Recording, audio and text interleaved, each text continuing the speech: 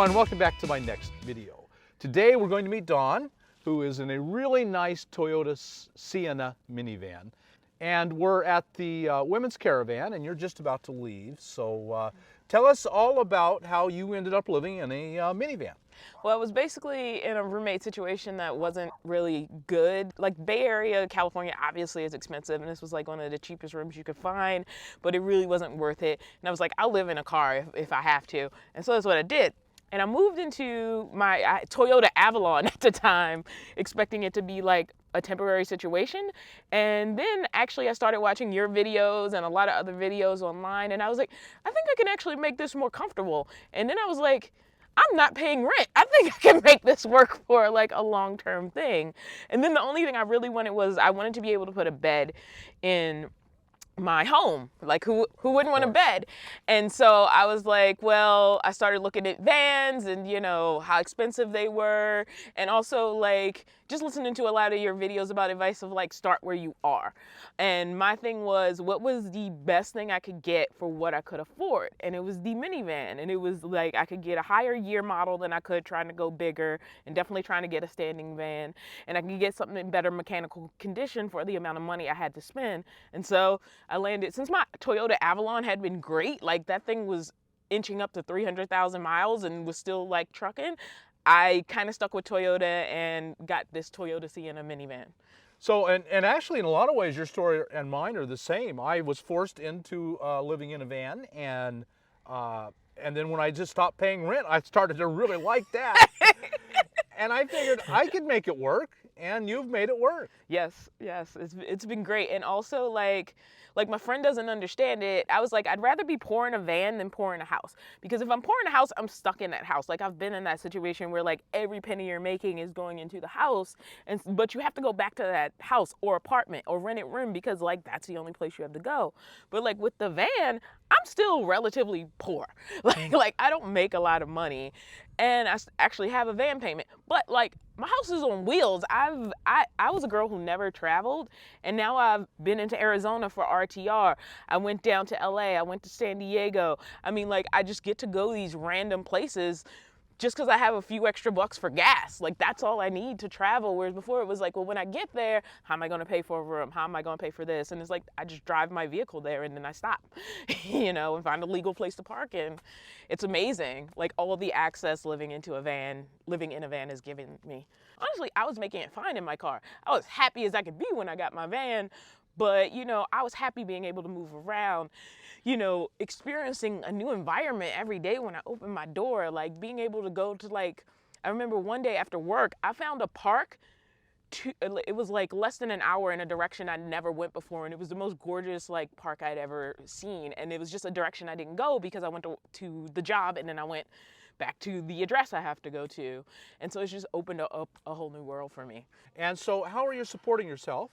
I'm a stagehand by trade, and in between that, I work a lot of gig apps. You know, I'm very much a gig economy kid. I will deliver food for Uber Eats because Uber Eats actually does not inspect your vehicle. You just have to have a vehicle, and they're like, sure, you can deliver food, so you can make a couple of big extra dollars that way in between jobs. But mostly I do contractual stagehand work. So I'll work for like a couple of weeks, and then I might have a couple of weeks free. And especially in this situation now, if I've earned enough extra money, that means I can go do whatever I want for a couple of weeks, and I'll come back to the next job. And so that means also that you're living in the city. So you're you Stealth Park in the city. Yep. And how's that going? And San Francisco has a kind of a reputation for being hard. Yeah. The Bay Area. Well, the thing is, it's a minivan, and when it's all closed up, even with the cargo carrier on top, like literally Siennas are like everywhere. They are.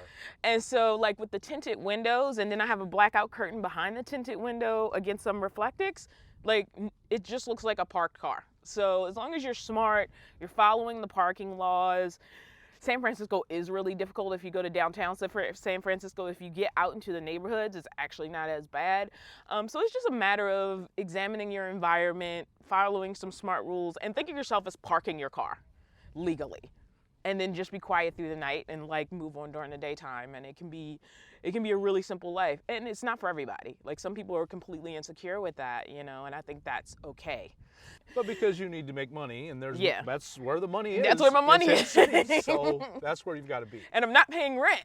Right. That's the great part. Like I'm making money that's not going into like an overpriced studio apartment. It can just go back into my car and continuing to improve it. And while the cost of living is horrible in the Bay Area, the wages are pretty good too. Yeah. And so you're getting the good wages with no costs, without the high costs. Exactly. So one of the things you had to do was figure out all the problems of starting out in a car and moving into a van. I know on my first night in a van, sleeping out on the street, it was really scary. I'm not ashamed to say that. It was scary. Yeah. All the sounds, people walk by, and car doors slamming. Was it pretty hard to transition into living in a car? Yeah. I mean, like initially when you're doing it on purpose and you know that people might not be too happy about that, it's also like you really believe people are hunting you down. And my whole thing now is like really nobody's looking for me as long as I'm not standing out. But like, yeah, you have this mentality you have to break about the fact that nobody's actually hunting you down. And so as long as you believe people are staying sort of the stars of their own story, they are. Then they're not going to pay you attention unless you make them pay attention to you. Like I've seen like really big like vans that were obvious to me, like just sitting on the street, and like most people are walking past them. When you get into a tricky situation when you start putting stuff on the outside of your car.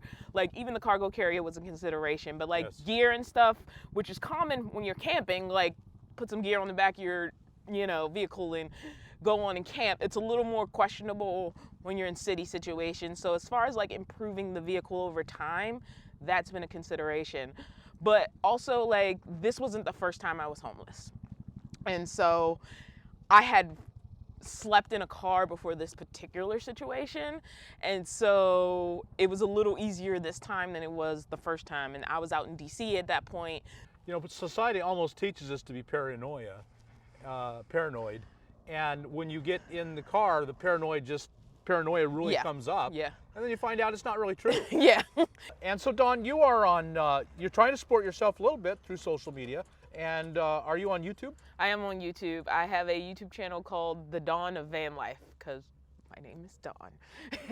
Very clever name. And it just seemed to fit. And it's funny, I actually started the channel because there were so many negative stereotypes about homelessness and living in vehicles. And so I actually started the channel specifically to speak about that. But then it just became like I wanted to bring a more positive light into it. And so like The Dawn of Van Life felt like it was more about the beginning of something that was beautiful as opposed to how to survive something bad, which seems like a thin line, but it was important to me.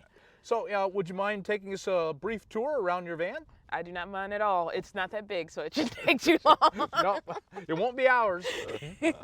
Folks, let's go ahead and take a look. So Dawn, tell us how you live in your Toyota Sienna. Well, this is obviously the main thing I threw in here was a bed, and because I didn't have time for actual construction, which I hope to do in the future, I just got a camping cot, and I got it with a high enough clearance that I could put bins underneath. So there's a bin here, and then there's a bin here. This is extra clothes.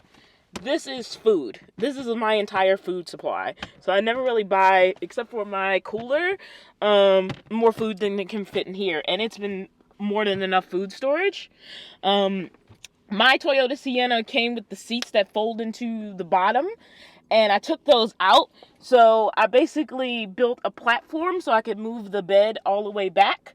And so the legs of the bed are back there, and they are attached to that. They're not just like willy-nilly sitting up there.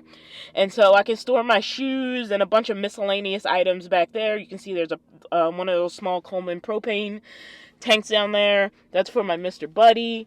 I have extra water. This cost me like $5 at a little store, and I just stuck that down in there, and that gave me some vertical storage. This is how I wash my dishes. I basically use all spray bottles. This is like a mixture of vinegar and water. This is like human soap and water. And this is a spray bottle for like spraying down. It's just a weed sprayer. Mm-hmm.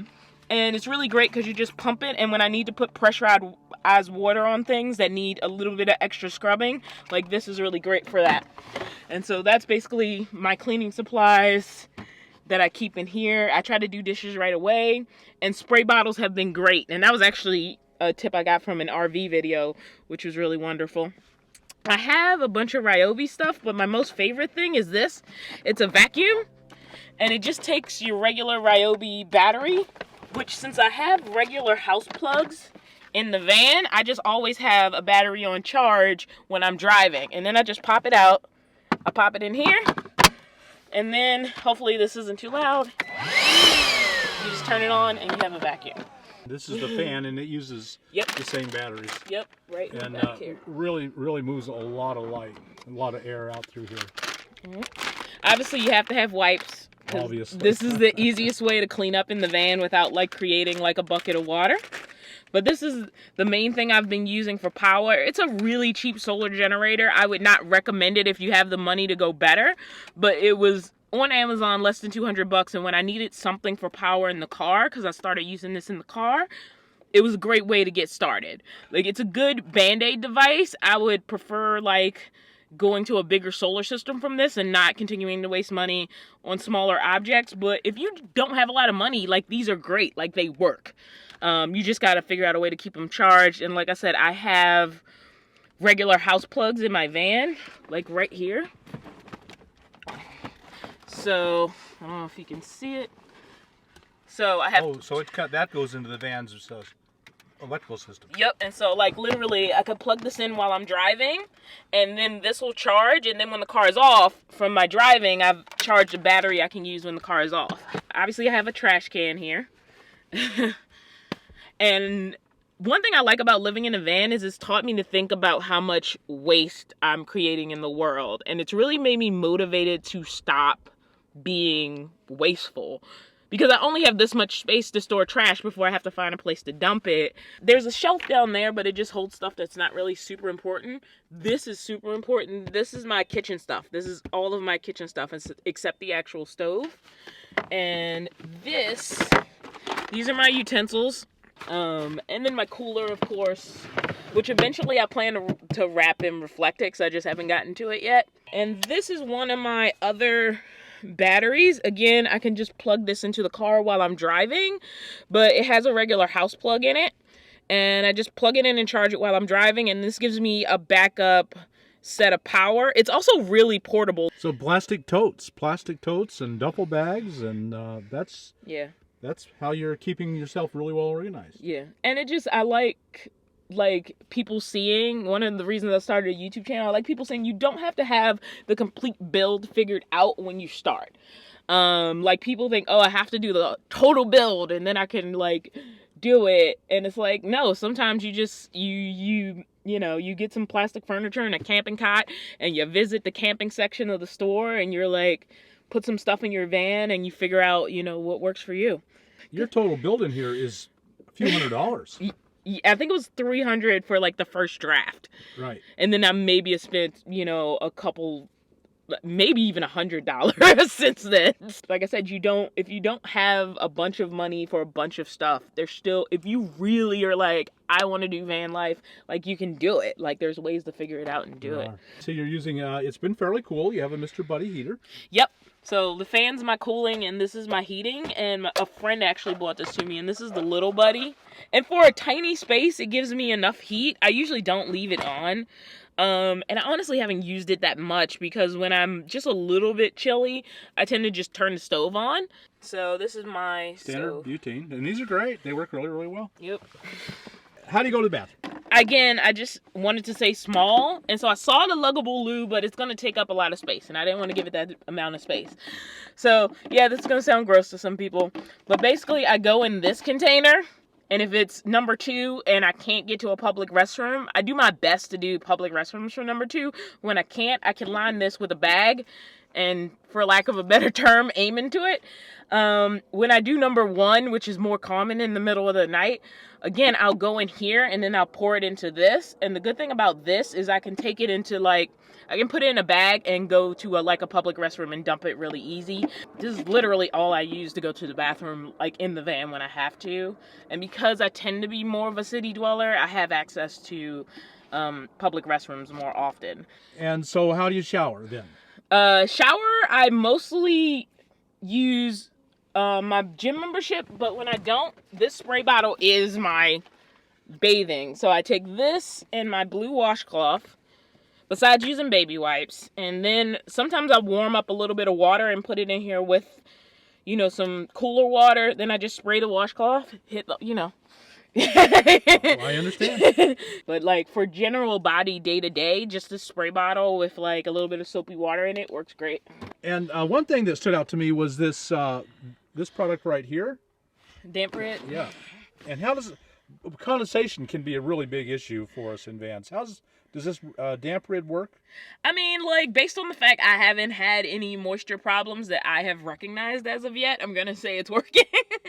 But yeah, right away, I heard that moisture was a problem. And so, I haven't Velcroed this one down, but I usually just Velcro it down so it doesn't fall. But otherwise, it's been fine. And, it's been my solution. And it's getting wetness at the bottom. So it must be absorbing something. My office is actually in the front of the van here, and this is what's called a steering wheel desk, and it's also really good for eating, so you can actually eat there.